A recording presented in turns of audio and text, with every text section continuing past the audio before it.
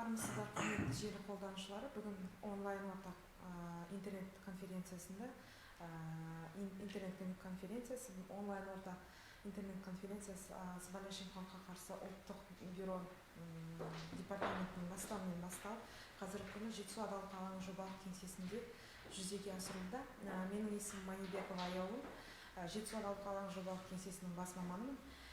Бүгінгі онлайн ортақ қонағы Алматы облысының қылмыстық істер жөніндегі мамандандырылған ауданаралық сотының судьясы Әділет Бақытұлы, Алматы облыстық сотының ақпараттық қамтамасыз ету бөлімінің басшысы Самат Афганов. Добрый день, уважаемые пользователи сети Facebook.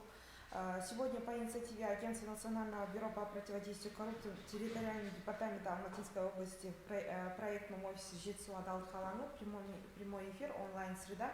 Гости нашего онлайн-эфира судья специализированного межрайонного уголовного суда Әділет Бақытов, руководитель пресс-службы Алматинского областного суда Самат Афганов. Тема нашего обсуждения – послание президента о реформе в судебной системе. Армысыздар, басында Алматы облыстық сотының атқаратын жұмыстар жөнінде ашып айтып кетсеңіздер, онлайн эфир көрермендері өздерінің қандай бағытта сұрақтарын қоярын, қандай бағытта бүгін ақпарат алатынын біліп өтсе. Саламатсыздар ма?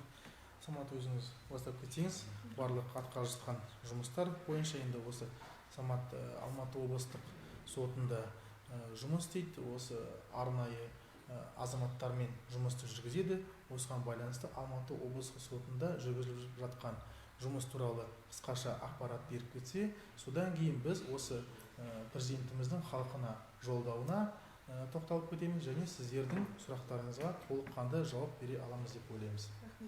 Рахмет. Армысыздар көрермендер.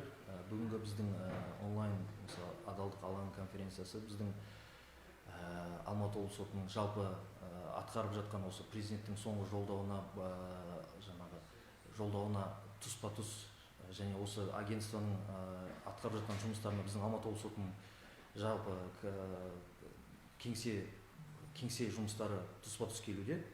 Осы орайда барлықтарыңызға белгілі, барлық сот процестері 100% аудио бейне жазбамен жазылып, яғни аудио бейне жазба 100% қолданылады. Және сот жүйесінің қолжетімділігі мен ашықтығын біз Алматы облысы соты алдыға қойып отқан, бұл бастапқы кезден алдыға қойып отқан мақсатымыз, міндетіміз халық тарапынан сот пен әлеуметтің алшақтығы жойылып, сот күшіне сенбеушіліктер алыстатылып, халық алдындағы сот пен судьялар мәртебесі өз деңгейіне жеткізу жолында біздің Алматы облысы соты ұжымы толықтай атсалысуда. Бітпейтін берекесіз даулар, шешімін таппай жүрген түрлі жанжалдар, бітімгершілік баяны жүзеге аса бастады. Жылдың басынан қалай осы сот кабинеті пайда болғалы, Алматы облысы сотында 99,4% қолданушылар сот кабинеті арқылы өздерінің талап арыздарын, уәждерін өткізуде, яғни сот кабинетін толық қолдануда. Айтат кететін жөн, жоғары соттың бастамасымен сот төрелігінің жеті түйіні бағдарламасы жаңа жылдан өзінің жұмысын бастаған жалпыға мәлім. Ол туралы біз Facebook желі болсын, теле, радио, яғни бағдарламалар, түрлі ақпараттық жолдар арқылы біз осы жеті жоба туралы көп айтып кеткен едік. Жалпы тағы да бір айта кетейін, осы бағдарламаның негізінде Қазақстан Республикасының жоғарғы сотының басымдық жобаларының портфелі пайда болды. Сот жүйесін одан ары дамыту бағыттарына арнайы жобалық кеңсе ашылды. Жобалық менеджмент әдісімен 7 топ, яғни әрқайсысы өздерінің бағдарламасы бойынша жұмыс атқарып жатыр. Олар, мен айта кетейін, 7 түйін деп отқаным: біріншісі үлгілі сот, мінсіз судья, әділ процесс, сапалы нәтиже, оңтайлы орта, сот, яғни виртуалдық сот, татуласу және соңғысы татуласу сотқа дейін сотта. Бұл жобалардың әрбіріне ақпарат құралдары арқылы ашық талқыланып, біздің тарапымыздан ашық адамдарға осы жобалар туралы айтып кеткен еді. Бірінші айта кететін үлгілі сот. Халықтың соттарға деген сенімінің деңгейіне ықпал ететін негізгі факторлардың бірі ол жаңағы пайдаланушылардың сот қызметінің сапасына қанағаттандыру деңгейі болып табылады. Соттардың қызметін бағалау жұмысы оңтайлы ұйымдастыру, сервистердің сапасы, сот персоналы мәселелерін және тиісті материал техникалық қамтамасыздандыру сот жүктемесімен және ресурстарды оңтайландыру тығыз байланысты. Яғни бізде осы үлгілі сот бағдарламасы қосылғалы бізде барлық Алматы облыс сотының тең жартысынан көбінде бізде фронт офистер ашылды. Яғни орысша айтқанда безбарьерный жаңағы доступ. Яғни сотқа келген адамдар өз талап арыздарын жаңағы осы жаңағы современный неде қалай айтсам болады форматта, яғни келіп бұрынғыдай жаңағы ортадағы жаңағы терезе болсын не болсын ондай жоқ, қазір келеді, талап арызды сол жерде тұрған фронт офистің маманы оны қызметін атқарады, талап арызын қабылдап алады. Сонымен қатар біздің Алматы облыс сотының өзінің несін жаңағы Алматы облыс сотында құқықтық көмек көрсету секторы ашылды. Яғни ол секторда бізде 18 жылдың 20 мамырында 4 тараптық меморандум қол қойылып, ол жерде халыққа қызмет көрсету орталығы жаңағы ЦОН дейміз ғой, ЦОНның бір маманы, бір медиатор, бір адвокат жаңағы сол біздің облыс соттың құқықтық қызмет көрсету секторында тегін жаңа сағат таңғы 9-дан түскі 1-ге дейін өз қызметтерін атқарады. Ол біздің жаңағы тағы бір осындай бір жетістік болып есептеледі. Яғни ол кедергісіз, жылдам, ашық. Бұл жерде тағы екінші біздің бағдарлама, пилоттық бағдарлама мінсіз судья. Ол жаңағы сот төрелігі академиясының судьялыққа кандидатты әзірлеу, біліктілік емтихандарын және судьялыққа кандидаттарды тағылмалардан өткізіп, жаңағы жүйесін жетілдіру. Үшінші, бұл әділ процесс.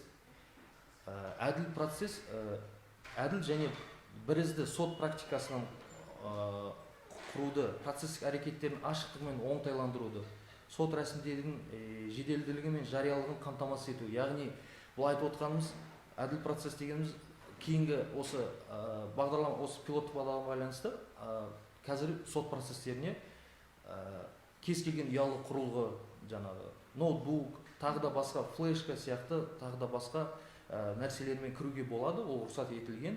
Бақтың қатысумен сот процестеріне қатысуға болады, бақ өкілдерін шақыруға болады. Ол деген әрине төрағалық етуші, сол процесс төрағалық етуші судьяның рұқсатымен, жаңағы Азаматтық процессуалдық кодексінің 19 бабының 7 тармағына сәйкес, Қылмыстық процессуалдық кодексінің 345 бабына сәйкес және әкімшілік құқық бұзушылық кодексінің 21 бабына сәйкес баптарында көрсетілгендей осы телефон не басқа құрылғыларды қолдануға рұқсат берілген.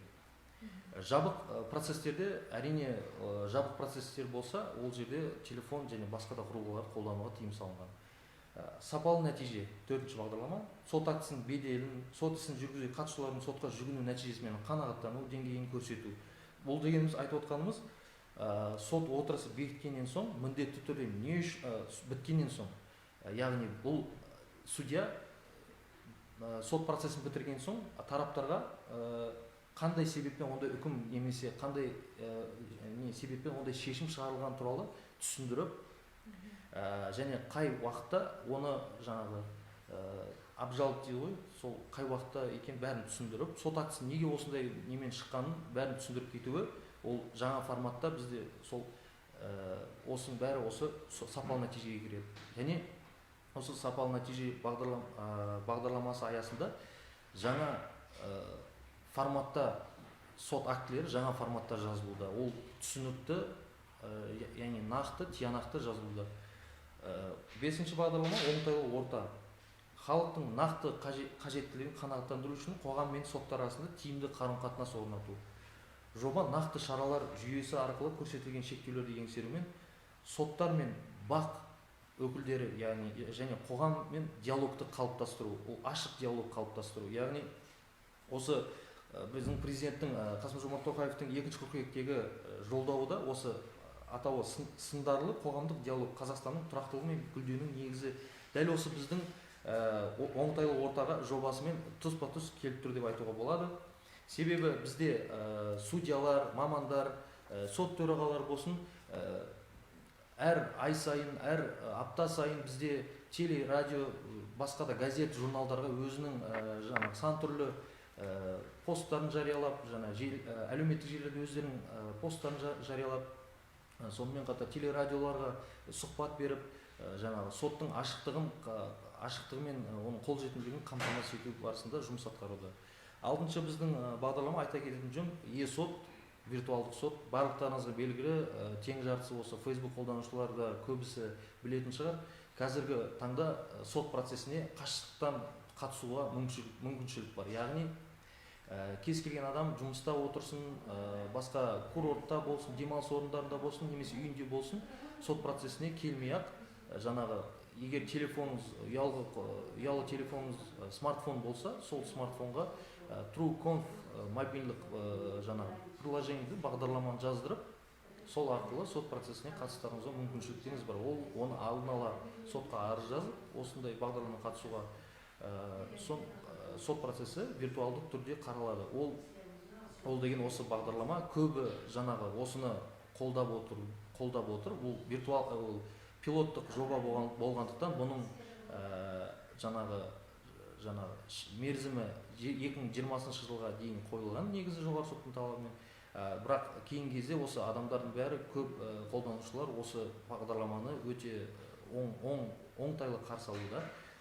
Яғни айта кететін жөн, Алматы облысы соты бойынша 9 айдың, осы 2019 жыл 9 айында 266 іс осы виртуалдық жаңағы қашықтан сот процестері қаралған. Оның ішінде 189 азаматтық істер болса, 36-сы қылмыстық істер. Яғни қылмыстық істерде осы виртуалдық сот арқылы, яғни жаңағы свидетельдер дейміз ғой, жаңағы соларды жаңағы осы жаңағы виртуалдық сот арқылы, жаңағы мобильдік приложение арқылы қатысылады. Және 41 әкімшілік істер. Және жетінші соңғы бағдарлама сол татуласу сотқа дейін сотта. Бұл аталған жоба ең бірінші жаңағы айта кететін жөн, сотқа дауласып келіп отырған тараптар тиімді екенін айтып кетер едім. Себебі тараптар өздеріне ыңғайлы уақытты жаңағы міндеттемелерін құтылуға өзара келісіп, жаңағы келген бойда не сотқа дейін, не соттың кез келген сатысында, яғни на какой стадии не был бы процесс, они могут примириться. В каждом суде, так айтатын кезде, осы бағдарлама байланысты әр сотта судья-примиритель, яғни татуластырушы судьялар бекітілген. Бұл татуластырушы судьялар істі жаңағы бізде қазір көбінесе ажырасу жаңағы фактілері бізде өте көп орын алуда. Яғни одан бөлек қарыз ақшаны өндіру деген сияқты басқа істер бойынша осы екі тарапты келістіріп, тараптарды бір мәмілеге келтіріп, жаңағы қаражатын, өз уақыттарын үнемдетіп, ең бастысы арақатынастарын сақтататын осы бағдарлама татуласу сотқа дейін сотта өте сондай пайдалы және өте сондай оң жақты сондай бағдарлама. Оны айта кететін жөн, 2019 жылдың 9 айында 2105 іс медиациямен біткен, яғни осы бағдарламаға аясында. Және судебный медиация дейді ғой, 1822 іс біткен, ал обязательный медиация 930 іс біткен Алматы облысы бойынша. 228 іс қылмыстық істер 9 айдың 2019 жылы осы медиациямен біткен. 1252 іс әкімшілік істер, бұлар әкімшілік істер 1252 осы 9 айдың 2009 жылы біткен. Тағы да айта кететін жөн, түнгі сот пилоттық жобасы.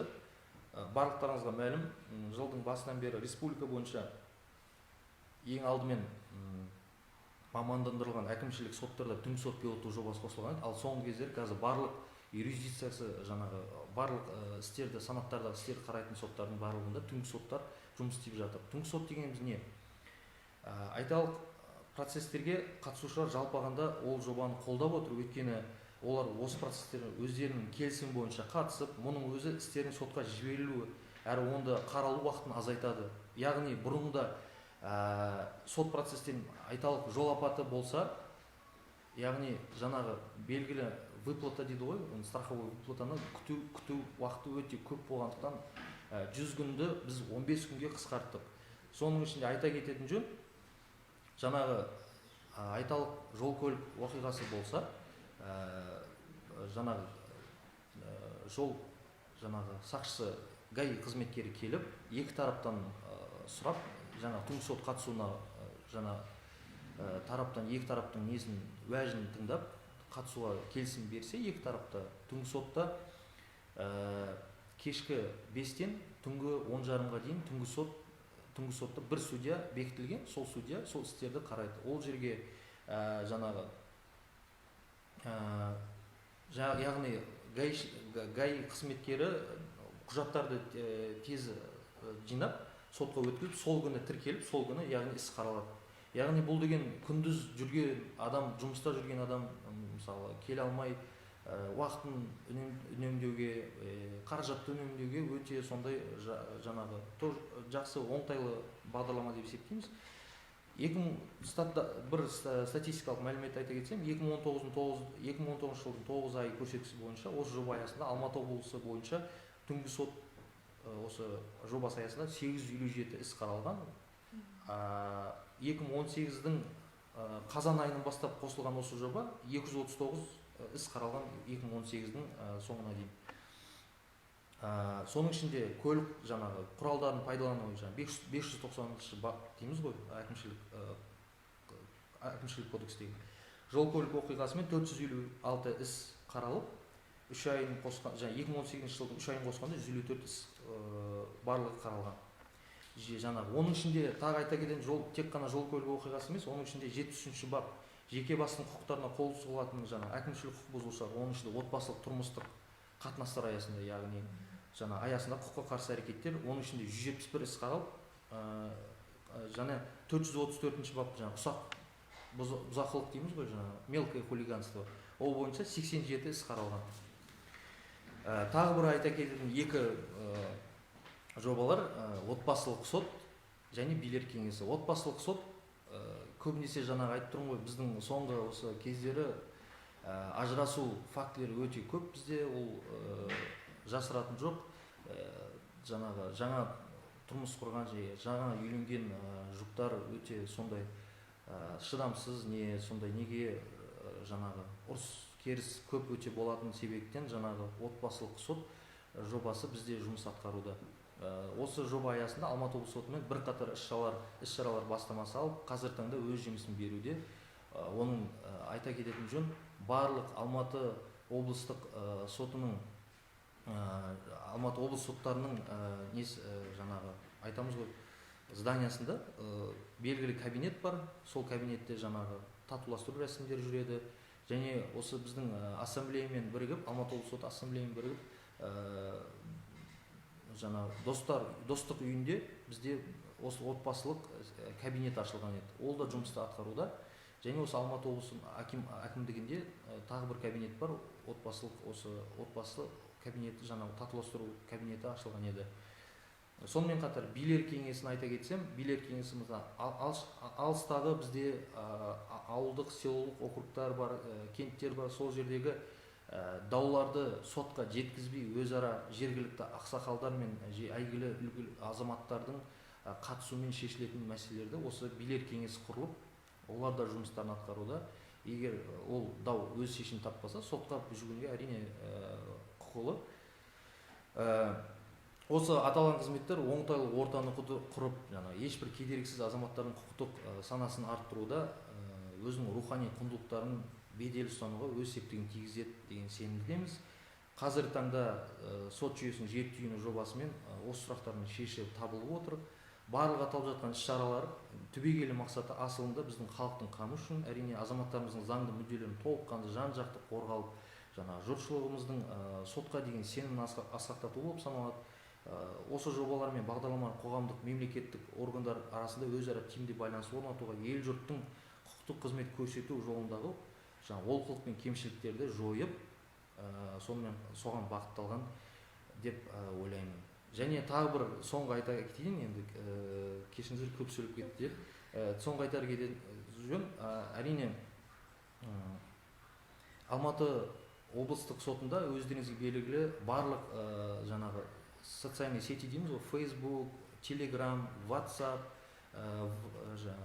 Instagram болсын желілерінде, барлық жерде Алматы облыстық соты латынша жазылған аккаунты бар. Сол аккаунтқа кіріп, осы жаңалықтардың бәрін көріп отырсаңыз, ақпараттың бәрі сол жерге жазылған.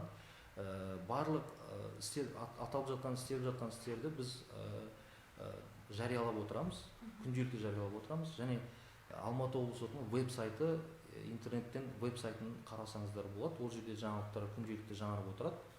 Сонымен қатар бізде егер де мысалы жаңағы телефон доверие, сенім телефон дейміз ғой, Алматы облысының сенім телефоны болса, сенім телефондары осы сайттарда көрсетілген коррупция мәселесі, және бізде бастысы колл-центр жұмыс жасайды Алматы облысы бойынша. Және әр айдың, айта кететін жөн, әр айдың бірінші жұмасында сағат 10:00-ден 13:00-ге дейін Алматы облысының төрағасы Еліс Нұрқасымұлы Әбдіқадыровтың приемы граждан дейді ғой, азаматтарды қабылдау Қарасай ауданы сотында қабылдайды әр айдың бірінші жұмасында. Ал әр айдың үшінші жұмасында сағат 10:00-ден 13:00-ге дейін өзі біздің Алматы облысы сотының зданиясында, осы Талдықорғандағы Алматы облысы зданиясында сағат 10:00-ден 13:00-ге дейін Алматы облысы сотының төрағасы Еліс Нұрқасымұлы Әбдіқадыров өз жаңа қабылдауына алады. Оны мен қазір телефон номерін қалдырып кетсем, телефон номері барлық жерде көрсетілген, сайтта, бүкіл жерде, жаңағы социальный сети жерде көрсетілген. Рахмет. Рахмет. Желі қолданушылары өздерінің сұрақтарын жіберуде. Міне тағы бір желі қолданушы осылай сияқты бүкіл судьялар халыққа істеп жатқан жұмыстарын көрсетсе, айтып кетсе қандай тамаша болар еді. Осындай іс-шаралар ашықтықты көрсетеді. Рахмет сіздерге дейді. Рахмет сізге де. Түнгі сот туралы айтып берсеңіздер, ол қандай сот дейді? Желі қолданушының сұрағы. Түнгі сот туралы тағы айта кетейін. Түнгі сот кешкі сағат 5-тен кешкі 10:30-ға дейін қаралады. Яғни сіз белгілі жол апаты, жаңағы жол көлік апатына байланысты шығар бұл. Мен жаңағы түсінуімше. Жол көлік апатына түскен жағдайда жаңағы сіздің МАИ қызметкері сізден рұқсат сұрайды түнгі сотпен қарауға. Яғни өз келісіміңізді берсеңіз, сол күні іс қысқартылған түрде тезірек сотқа өткізіліп, кез келген әкімшілік істерді қарайтын соттар бізде осы Талдықорған ауданы, Талғар ауданы, Қарасай ауданы, жаңағы әкімшілік мамандандырылған соттар, Талдықорғандағы осы мамандандырылған әкімшілік сот бар. Түнгі сот, яғни барлық аудандардан негізі қаралуға қазір барлық сот деп айта алмаймын, себебі жарты біздің Алматы облысының жарты аудандардың көбісінде әкімшілік істер қарайды. Сол әкімшілік сот жаңағы іс түнгі сот жаңа бағдарламасы аясында қаралады. Яғни жол көлік жаңағы оқиғасына түскен кезде МАИ қызметкері сізден рұқсат сұрап, келісіміңізді берген жағдайда сол күні қаралып, сол күні жаңағы сот актісі шығып, ол 10 күн ішінде заңды күшіне еніп, яғни жаңағы страховой выплаты дейді ғой, соны алуға мүмкіншілігіңіз бар. Түсінікті, рахмет. Желі қолданушы өзінің мазалаған сұрағына жауап алды деген үміттемін. Тағы да желі қолданушы Алматы облысы соттарының қазіргі фронт офистері ашылуда, соны халыққа көрсету керек. Қай жерде ашылды айтып берсеңіз дейді. Айта кететін жөн, фронт офистер барлық аудандық соттарда фронт офистер ашылды. Оны біз күнделікті желілерде, әлеуметтік желілерде, сайтымызда, веб-сайтымызда күнделікті жариялап отырудамыз. Және біздің Алматы облысы сотының өзінің кірсеңіз, оң жағыңызда құқықтық қызмет көрсету секторы ашылған еді. Сол жерде, мысалы, ол жерде тегін медиатор, адвокат және сон қызметкері сол жерде тегін сізге қызмет көрсетеді. Рұқсат етсе тағы жаңағы түнгі сот жобасына қатысты айтып кететін болсақ, халық түсінбей қалуы мүмкін. Сіздерге түсіндіреріміз, түнгі сот жобасы бұл жекелеген сот ашылған жоқ. Бұл осы әкімшілік істерді қарайтын соттардың негізінде, базасында, осы мысалға мысалға келтірейік, Талдықорған қаласында Талдықорған мамандандырылған әкімшілік істерді қарайтын сот бар. Ол жерде біздің осы Талдықорған өңірінде әкімшілік құқық бұзушылықтар болып іс материалдары сотқа түскен жағдайда 3 судья жұмыс атқарады. Сол 3 судьяның біреуі кезектесіп, олар осы түнгі сот жобасы аясы негізінде халыққа қызмет көрсетеді. Яғни жаңағы міне Самат айтып кеткендей, кешкі сағат 5-тен түнгі 10-ға дейін халықтардың талабы өздерінің келісімдері бойынша, екі жақтың келісімі бойынша уақытты үнемдеу, қаржыны үнемдеу. Білесіздер, қазір барлық азаматтар жұмыста. Күндіз жұмыстан босай алмайды. Біреудің жұмысы болса, екінші азаматтың үйінде бала шағасы бар. Оларды тастап кете алмайды. Осының негізінде елбасымыздың және жоғары соттың бастамасының негізінде жоғары соттың қолдауы тауып Қазақстан Республикасының барлық соттарда, осы әкімшілік істерді қарайтын соттарда түнгі сот жобасы жүзеге асырылып, бүгінгі таңда көптеген осы азаматтардың, яғни әкімшілік арбитраға тартылған азаматтардың бәрі оң бағасын беріп жатыр деп ойлаймын. Өйткені бұл тек қана азаматтардың уақытын және қаржысын үнемдеуге бағытталған жоба. Яғни бұл сол әкімшілік істерді қарайтын соттағы судьялардың біреуі тек қана халыққа белгілі уақытта қызмет көрсетеді. Яғни солардың әкімшілік істерін қарайды. Ал және қосымша тағы және фронт офистер түсінеміз, көптеген қала тұрғындары әлеуметтік желіде көптеп отырады. Енді біз бұл мәселені, бұл жобаларды осы шалғайда жатқан, аудандарда тұрып жатқан азаматтарға жеткізгіміз келеді. Өйткені бұл фронт офистер кез келген аудандық соттың ғимаратында бар. Сіздер кез келген уақытта, яғни таңертеңгі 9-дан кешкі 6:30-ға дейін, яғни соттың жұмыс уақыты кезінде кез келген уақытта келіп, сізге қатысты, өзіңізге қатысты және басқа да өзіңізді мазалап жүрген сұрақтар бойынша, арыз шағымдар бойынша сол жерде қолжетімді мәлімет аласыздар. Яғни бұл фронт офистер осы біздің Алматы облысы өңірінде барлық соттарда бар дегенді біз нақты айта аламыз. Жер қолданушы сот жүйесінде сыбайлас жемқорлыққа қарсы бойынша қандай іс-шаралар атқарасыздар дейді. Ал енді бұл мәселеге тоқталып кететін болсақ, бұл мәселе тек қана сот жүйесінде емес, бүкіл әлемнің көкейтесті проблемасы болып отыр. Бұл проблемамен бүкіл әлем болып, елдер болып, мемлекеттер болып күресуде. Ал енді біздің мемлекет, енді тағы да айтып кетеміз, елбасымыз, президентіміз Қасым-Жомарт Тоқаев қазіргі уақытта бұл мәселеге өте қатты көңіл бөліп жатыр. Осыдан кешегі жаңалықтарға сәйкес, өздеріңіз көрген шығарсыздар, президентіміз Алик Шпекбаев Жатқанбайұлын қабылдап, осындай нақты шараларды жүргізуге бағдар берді. Осыған байланысты сот жүйесінде де жоғарғы сотпен және осы Алматы облыстық сотымен сыбайлас жемқорлыққа қарсы бізде ауқымды жұмыс жүргізіліп жатыр деп біз айта аламыз. Бүгінгі таңда өздеріңізге белгілі болғандай, әр аудандық сотта, облыстық сотта сенім телефондары бар. Жоғарғы соттың, облыстық соттың сенім телефондары бар.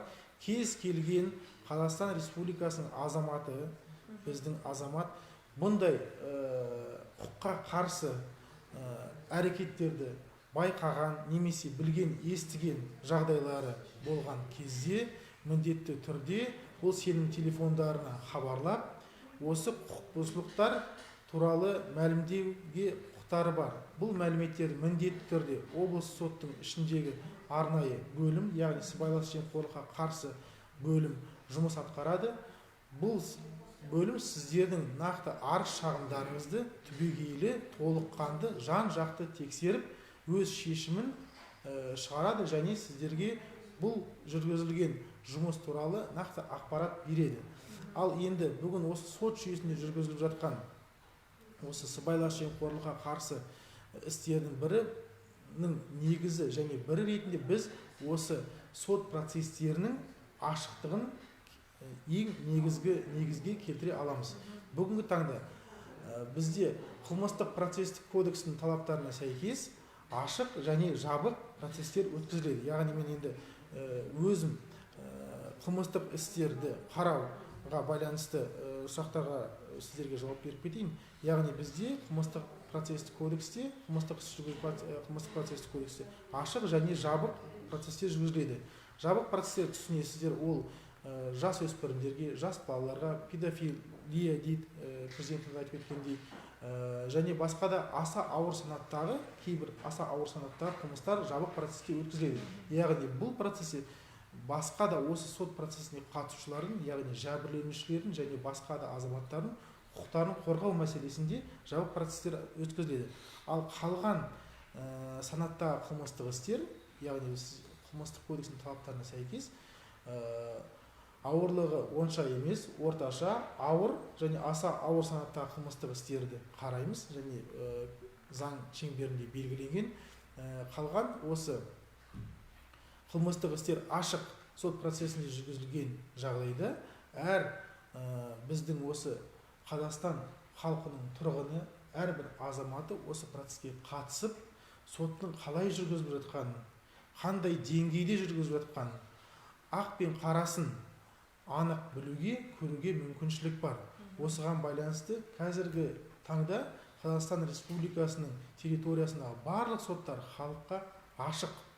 Келем деушілерге қандай да бір бөгет жоқ. Келіп қандай да бір қылмыстық істерге қатысты, яғни біз бұл жерде қылмыстық іс бойынша қатысқан тараптарға қатысты айтып отырмыз. Қандай да бір қосымша мағлұмат алам, немесе түсінбеушілік болған жағдайда міндетті түрде келіп сотқа келіп қандай да бір қатысты бағдарлама немесе ақпарат ала алады.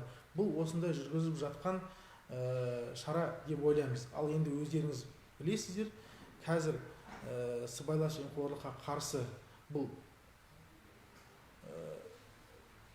үлкен дерт, бұның алдын алуға қатысты үлкен деген шаралар жүргізіліп жатыр. Мемлекет тарапынан көптеген қаржы бөлініп жатыр. Яғни тек қана осы бұл індеттен жойылып, тек қана халыққа қызмет атқару болып біздің ең негізгі мақсатымыз табылады. Және сонымен қатар тағы сіздерге осы 2019 жылда, яғни ағымдағы жылдың 2 қыркүйегіндегі Қазақстан Республикасының президенті Қасым-Жомарт Кемелұлы Тоқаевтың халыққа жолдауында сот жүйесінде және құқық қорғау органдарында көптеген жұмыстар жүргізу туралы өз үндеуінде айтып кеткен. Бұл жұмыстарға байланысты қазіргі уақытта президентіміз нақты парламентке және үкіметке тапсырмалар беріп, яғни аса ауыр санаттағы қылмыстарды жазасын жоғарылату. Яғни біз гуманизацияның негізінде аса ауыр санаттағы қылмыстардан кішкене алшақтап кеттік. Осыған байланысты айтып кеткендей жас өспірімдерге қатысты педофилия дейді, адам ұрлау, нашақорлыққа қарсы және осы нашақорлықты сату деректеріне байланысты қазіргі уақытта нақты, яғни жазаны ауырлату жұмыстары жүргізіліп жатыр. Осыған байланысты тағы сіздерге айтып кетерім, ағымдағы жылдың 1 сәуірінен бастап Қазақстан Республикасының қылмыстық кодексінде кейбір қылмыстық кодекстің баптарына өзгерістер енгізіліп, олардың жазалары жоғарылатылды. Мысалға келтіріп кететін болсақ, ең қазіргі халықтың арасында көкейтесті мәселелердің бірі ол ұрлық мәселесі. Көптеген бұқаралық ақпарат құралдарында бұл мәселе көтеріледі және халықтың түсінбеген жағдайларының бірі болып, бірнеше рет ұрлық жасаған адамдар тараптармен татуласып, қылмыстық жауапкершіліктен босалып, қайтадан қылмыс жасауға әрекет жасайды. Және осы мәселе біздің халықтың көкейтесті мәселелерінің бірі болған. Осы президентіміздің бастамасымен барлық құқық қорғау органдары және сот жүйесі өздерінің көкейтесті мәселелерін айтып, ағымдағы жылдың жаңа айтып кеткендей 1 сәуірінде қылмыстық кодекске өзгерістер енгізіліп, міне жаңағы мысал ретінде келтіріп кеткен ұрлық дерегі бойынша бірнеше рет жасаған ұрлық дерегі бұрын мысалы ауырлығы орташа санаттағы қылмыстық істер қатарына жатқызылып, ол тараптардың яғни келісуі негізінде қысқартылуға жататын қылмыстық істер қатарына жататын болса, қазіргі уақытта, яғни 1 сәуірден бастап жасалған бірнеше рет, яғни орысша айтқанда неоднократно жасаған ұрлық деректері және басқа да қылмыстар ауыр санаттағы қылмыстық істер санатына кіріп, бүгінгі таңда бірнеше рет жасаған қылмыстары үшін тараптармен келісімге келген жағдайдың өзінде, бірақ оған сот міндетті түрде бас бостандығынан айыру жазасын тағайындайды. Яғни бұл дегеніміз бірнеше рет жасаған қылмыс жасаған адамды нақты тәрбиелеудің бір тетігі болып табылады. Рахмет. Жирку Иванович, вы постоянно говорите об открытости судебной системы. Скажите, насколько преступлений, которые планируется отнести к особо тяжким, торговле людьми, педофилия, изнасилование, распространение наркотиков, будут освещаться в СМИ? Спасибо за вопрос. Хотелось бы также отметить, да, сейчас идет большая работа со стороны Верховного суда, а также территориальных судов по открытости перед населением доступа к информации судебной системы. В настоящее время, как я вам уже ранее сказал, есть определенная категория дел, и согласно уголовно-процессуального законодательства Республики Казахстан, рассматривая уголовные дела, могут быть рассмотрены как в открытом, так и в закрытом судебном заседании. Есть, да, закрытые судебные заседания, где затрагиваются права, так скажем, несовершеннолетних. В этой связи процессы проводятся в закрытом режиме, однако для прессы, для народа, чтобы осветить данную проблему, чтобы они получили свои конкретные ответы по определенным категориям делам, областной суд в лице пресс-службы Алматинского областного суда всегда готов предоставить для граждан и средств массовой информации необходимые сведения, но однако эти сведения не должны затрагивать, также хочу отметить, права третьих лиц, которые будут также освещены. Но об открытости также хотелось бы сказать, что в любой момент по интересующим вам сведениям, если она не содержит какой-либо тайны, вы можете получить сведения в Алматинском областном суде. Да, хотелось бы дополнить судью Адлета Бахтовича. Действительно, пресс-служба Алматинского областного суда всегда доступна, всегда открыта. Можете в любое время увидеть, посмотреть, написать в комментариях в социальных сетях Facebook, Instagram, Telegram. Также хочу отметить, что все процессы резонансные, все сведения даются, как сказать, все даются, если это действительно, как говорит Адлет Бахтович, не содержит тайны, все сведения даются вовремя. Также хочу отметить, что любой гражданин Казахстана может участвовать в открытом судебном заседании по уголовным, по гражданским или административным делам в любое время. Также вот я хотел бы добавить, что вот если вы зайдете, кто сейчас сидит в прямом эфире, либо любой гражданин Республики Казахстан, а в частности гражданин Алматинской области, может зайти на сайт Алматинского областного суда. Еженедельно на сайте Алматинского областного суда публикуются сведения о рассмотренных уголовных, гражданских и административных делах. Раньше такого не было. Это новшество, что все граждане имеют доступ о сведениях рассмотренных делах. То есть там указано количество рассмотренных дел, какие решения были по ним приняты. И это, я думаю, очень облегчит не только интересующихся людей, либо вовлеченных в эту среду, но и простых граждан, которые хотят получить информацию о проводимой работе вообще областным судом и рассматриваемым делам судьями на местах. Рахмет. Тағы бір желі қолданушысы апелляция кезінде судьялар соттың шешімін тез оқып және тек қана заң тілімен жариялайды. Сол себепті халықтың оны түсінбейді. Осы мәселені көңіл аударсаңыздар дейді. Сейчас. Спасибо за вопрос. Конечно, этот вопрос на сегодняшний день волнует многих граждан Республики Казахстан.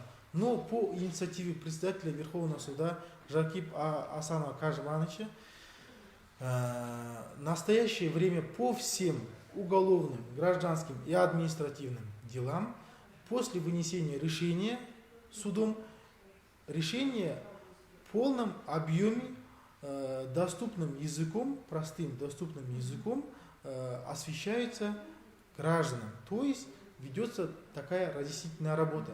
Да, этот вопрос был ранее, но на сегодняшний день, как вы заметите, все судьи первой инстанции, то есть рассматривающие дела на районных, городских уровнях, либо в апелляционной инстанции после вынесения своего решения в обязательном порядке разъясняют гражданам о вынесенных своих решениях. То есть доступным языком объясняют, почему судом принято такое решение, на основании чего, на основании какого закона и ссылаясь на что было принято решение.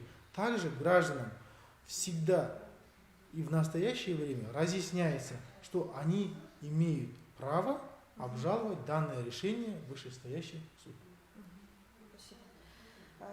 Желі қолданушы зорлау, адам саудасы және педофилия үшін жазаны қатайту туралы және бұл қылмыстардың аса ауыр түрге ауысатыны туралы не ойлайсыздар? Аталған қылмыстардың аса ауыр түрге ауысуын дұрыс деп санайсыз ба?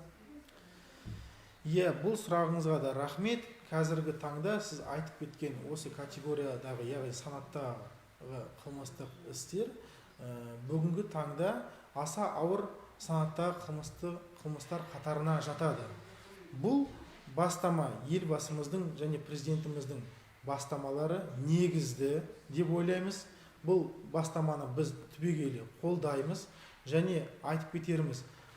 Бұл санаттағы қылмыстарды жасаудың өзі емес, бұл санаттағы қылмыстық істердің қараудың өзі өте судьялардың өзіне қиынға соғады. Бұл санаттағы қылмыстар бойынша шешім шығару, әділ жаза тағайындау, бұл біздің ең басты мақсатымыз.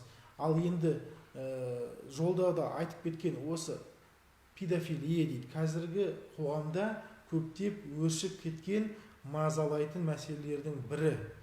Бұл қазір біздің жас балаларымыздың, біздің келешек өсіп келе жатқан ұрпаққа қатысты жасалып жатқан індет деп ойлаймыз. Оған қатысты бізде қылмыстық кодекс және қылмыстық процесс кодексінің талаптарына сәйкес істерді қарау барысында соттар тарапынан, яғни аса ауыр санаттағы қылмыстарды қарайтын соттар тарапынан тиісті жазаны, яғни жәбірленуші тараптың сұраған жазасын, заң талаптарына сәйкес жазаны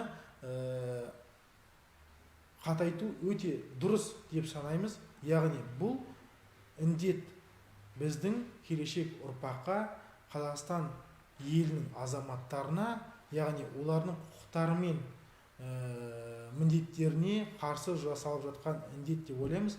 Бұл бастаманы біз толықтай қолдаймыз және бұл бастаманы негізді заң талаптарына сәйкес жүргізілуіне септігімізді тигіземіз. Яғни біз бұл бастаманы толыққанды құптаймыз. Рахмет. желі қолданушысы медиация қызметі қандай орган айналысады екен, сіздерге қатысы бар ма дейді. Айта кететін жөн, мен жауап бере салайын ол сұраққа. Медиация қызметін мен айналысатын орган жоқ. Себебі медиация шыны керек бізге осы жақында ғана 2011 жыл ғана заң күшке пайда болды. Медиацияның 2011 жыл ғана біздің Қазақстан Республикасына келді медиация. Яғни медиацияны қадағалайтын орган жоқ, бірақ алайда реестрға тұруға медиаторлар юстиция айтады, әділет басқармасында реестрға ғана тұрады. Олардың қадағалайтын орган, ешқандай орган жоқ. Бірақ та медиаторлар екіге бөлінеді. Профессионалды және профессионалды және непрофессионалды дейді ғой. Екіге бөлінеді. Профессионалды деген арнайы оқуды бітіріп, арнайы сол сертификаты бар, рұқсат қағазы сертификат бар, есілі тұрған медиатор, сол профессионалды медиатор болып есептеледі. Және непрофессионалды медиатордың олардың да реестрлары бар. Олар да сол медиация қызметін атқарылады. Қазіргі сот біздің Алматы облысы сотының құқықтық қызмет көрсету секторында бір медиатор отыр. Ол өзіміздің Қарлығаш Амриева деген кісі. Сол жерде өзінің қызметін профсоюз дейді ғой. Сол профсоюзбен бізде меморандум бар да. Сол меморандум аясында ол кісі өзінің қызметін сағат 9-дан түскі сағат 1-ге дейін сол жерде тегін сол медиатордың көмегіне жүгіне аласыз. Және тағы бір айта кететін жөн, Алматы облысы сотының бастамасымен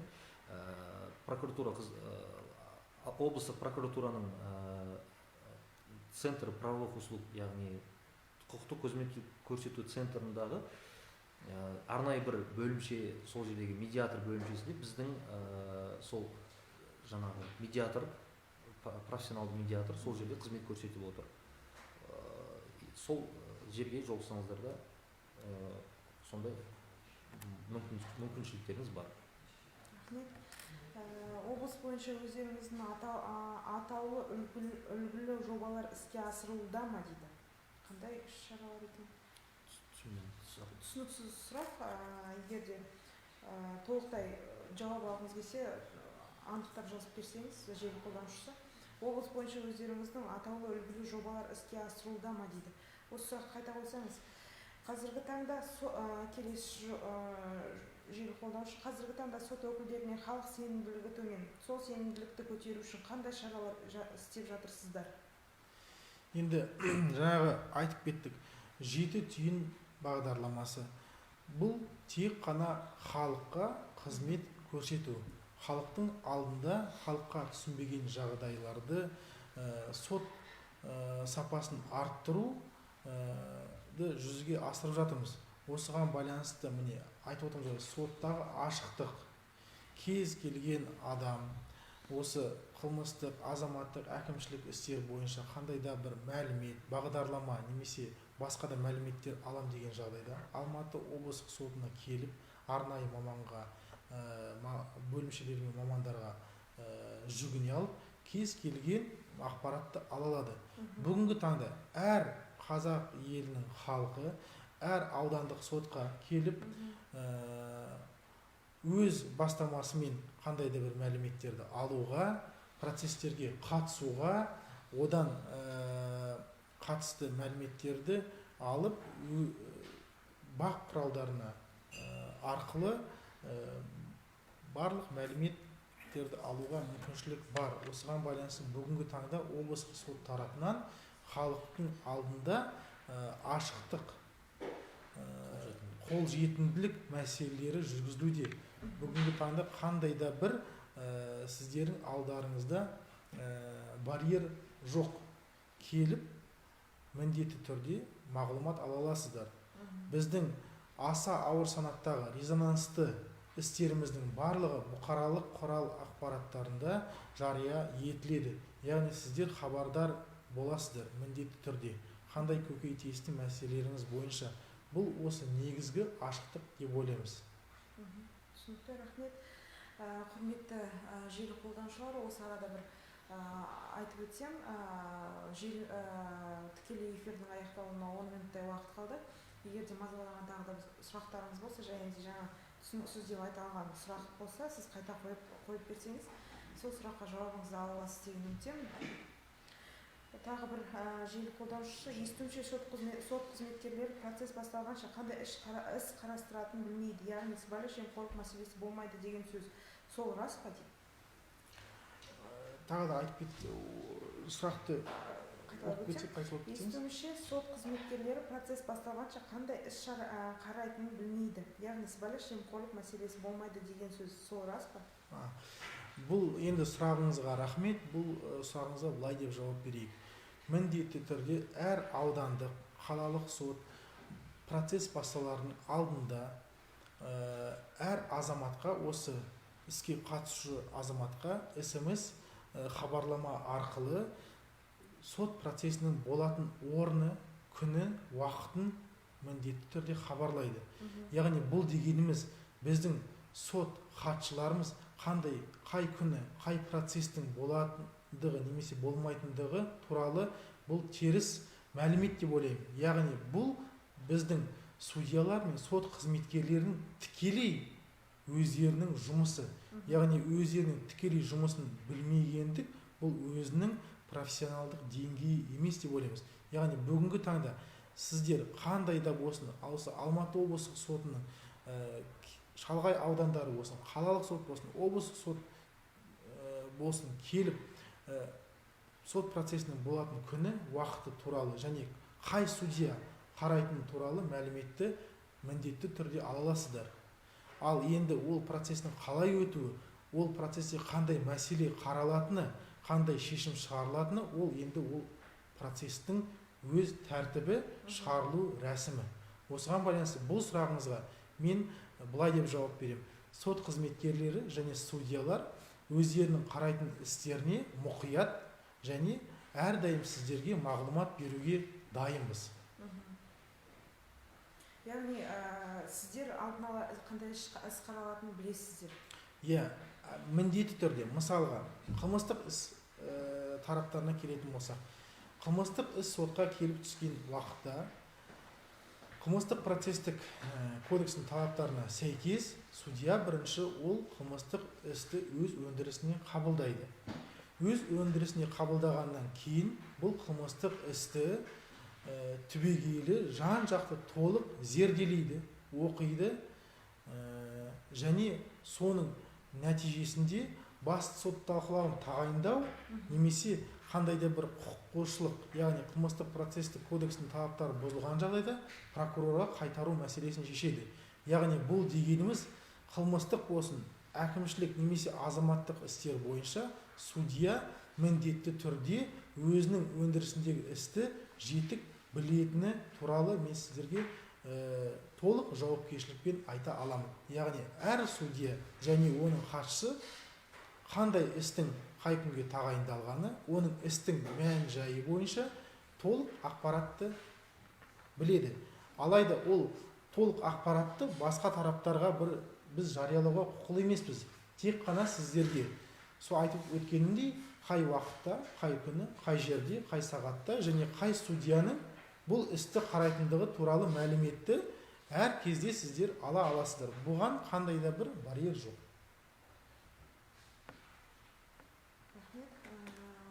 Еще один пользователь сети.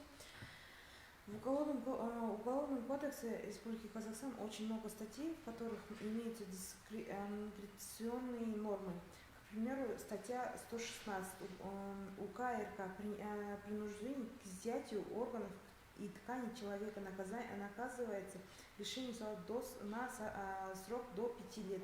С решением свободы с решением занимать определенную должность или занимать определенную должностью на срок до 3 лет или без такого.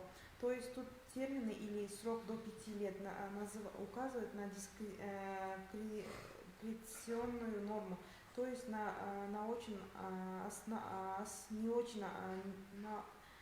чем основывается выбор судьи в установленном наказании. Хорошо, понятно.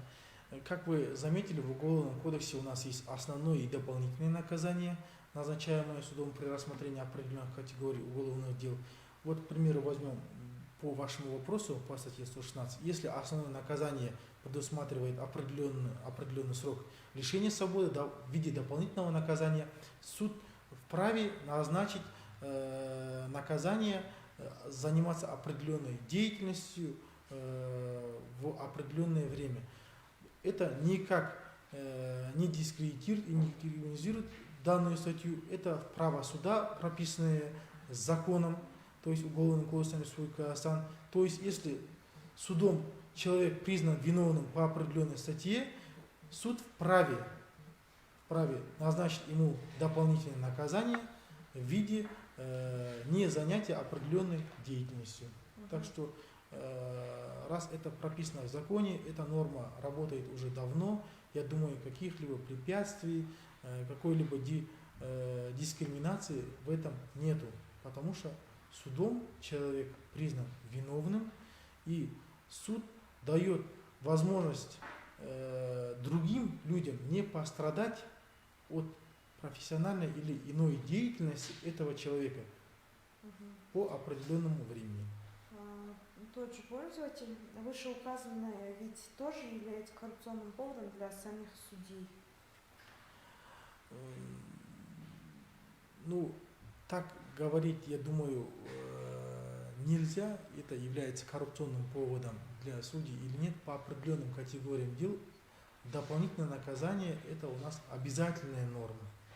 То есть в обязательном порядке при назначении основного наказания дополнительное наказание назначается. К примеру, возьмем уголовные дела в отношении несовершеннолетних, малолетних, которые совершаются при назначении наказания в виде основного наказания, в виде лишения свободы. Суд в обязательном порядке назначает дополнительное наказание, что после отбытия основного наказания этот человек, то есть виновный человек, не занимался, не работал с определенными категориями людьми, то есть в данном случае с несовершеннолетними, чтобы не было допустительства в этом случае. Эта же дополнительная норма прописана и в других статьях Уголовного кодекса.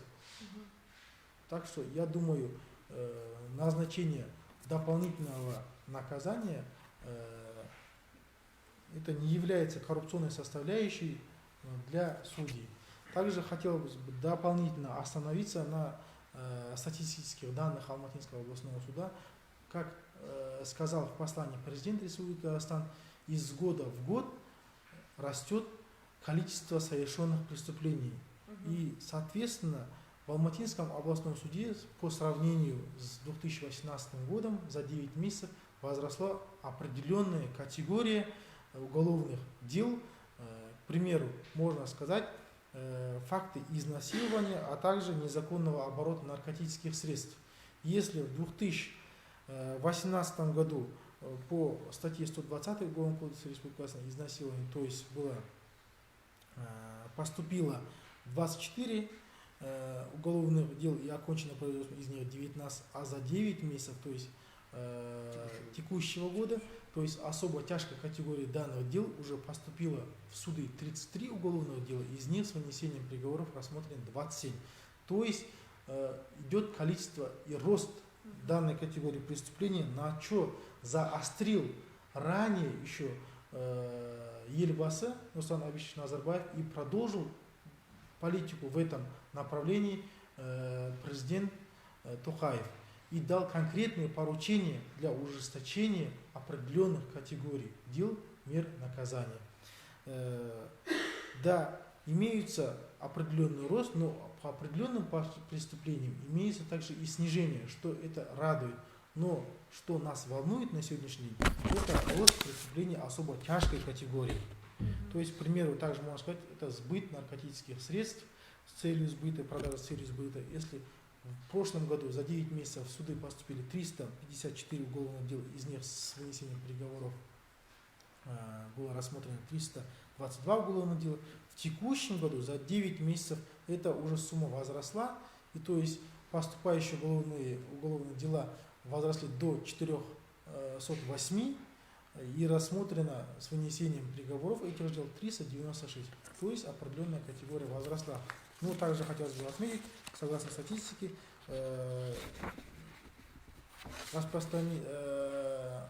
незаконное хранение наркотических средств без цели сбыта. В этом случае у нас идет спад по данному категории уголовных дел. Но это можно сказать также, что профилактическая работа по определенным категориям уголовных дел, по определенным статьям, работа ведется на должном уровне.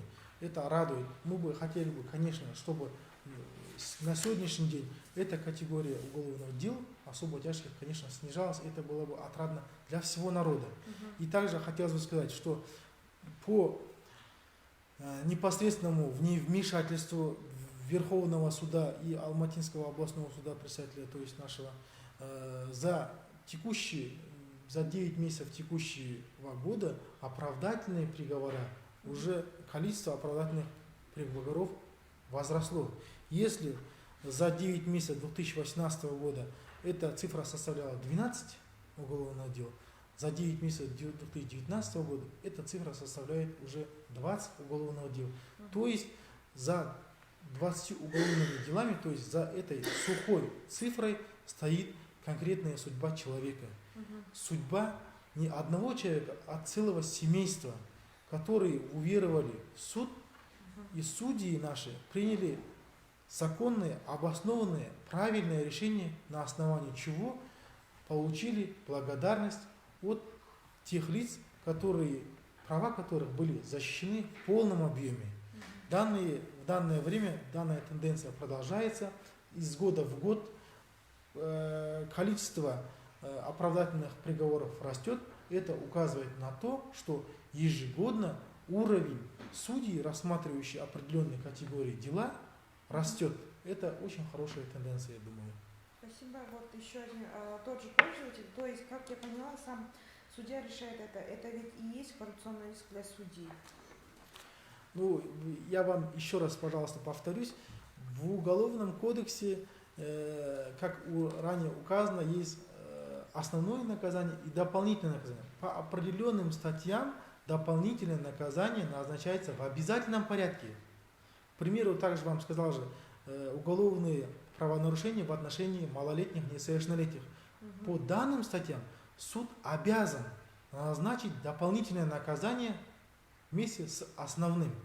Я думаю, здесь какой-либо коррупционной составляющей нет, это обязанность суда. И суд обязан применить и в настоящее время по данным категориям уголовных дел эта норма применяется в полном объеме.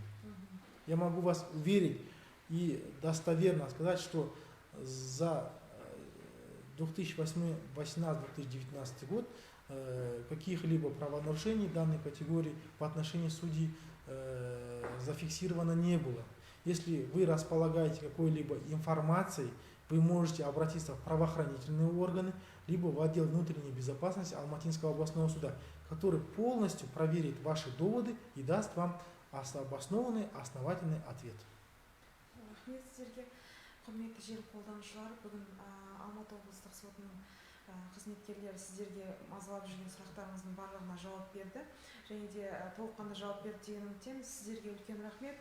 Бүгінгі Алматы облыстық сотының ашықтығы мен қолжетімділігінің дәлелі деп ойлаймыз. Бүгінгі 1 сағат көлемінде сіздердің сұрақтарыңызға жауап бергеніне, егер де сіздердің айтатын сөздеріңіз болса, желі қолданушыларына. Желі қолданушылар, уважаемые пользователи, хотелось бы отметить, если у вас имеются какие-либо наболевшие вопросы, вы в обязательном порядке можете в любое время, удобное вам время, обратиться в пресс-службу Алматинского областного суда, который постарается в полном объеме дать вам исчерпывающую информацию.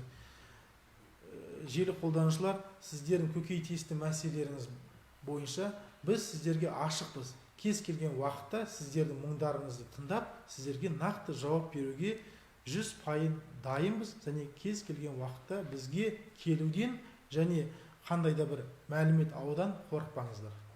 Рахмет сіздерге. Қазір тікелей эфир соңында комментарияға Алматы облысы сотының өзінің Facebook желісіндегі парақшасын жазып береміз. Егер де өздеріңіздің сұрақтарыңыз болса, сол парақшаға хабарласуларыңызға болады. Рахмет сіздерге, сау болыңыздар. Сау болыңыздар.